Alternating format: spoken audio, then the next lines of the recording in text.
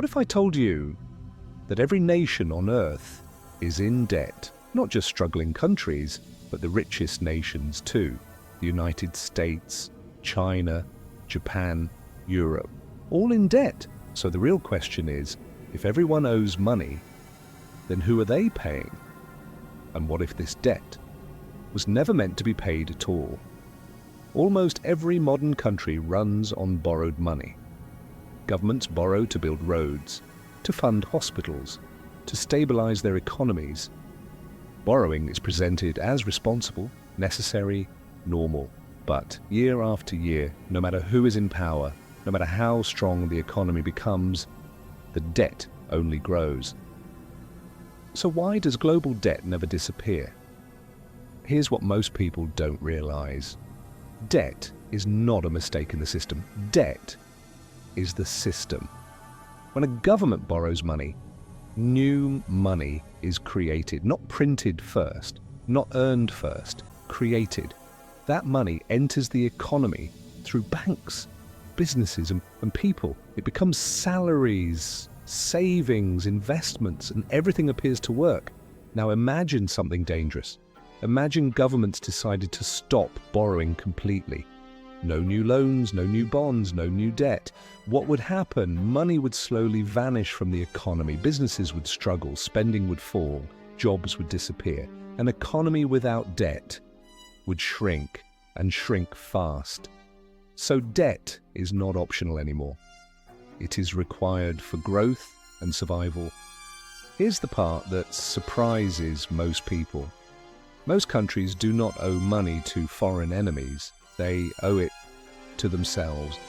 In the United States, for example, a large portion of government debt is owned by American banks, pension funds, insurance companies, and even ordinary citizens. So the money doesn't leave the country, it circulates.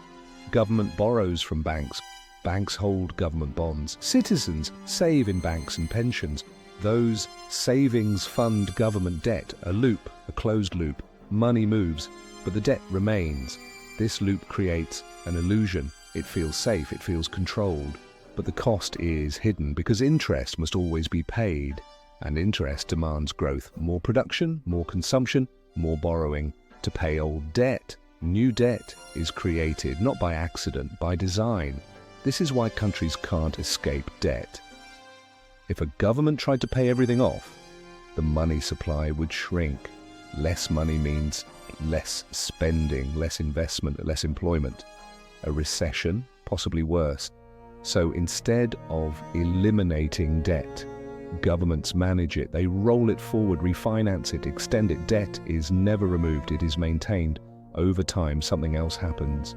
Power begins to shift, not toward voters, not toward citizens, but toward financial systems, institutions that are never elected yet influence every major decision. Interest rates, spending limits, economic policy.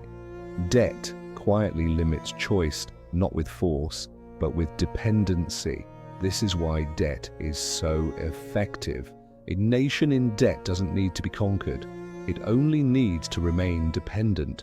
Dependent on credit, dependent on growth, dependent on confidence.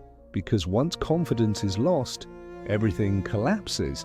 Markets panic, currencies weaken, living standards fall. So governments protect the system at any cost. So who actually benefits from this system? Not a single country, not a single citizen. The system benefits itself. A system where money must keep moving, where interest never stops accumulating, and where debt never truly ends. A system that looks stable until it isn't. So the next question is, if debt controls the world, who controls the debt? That's a story for another video.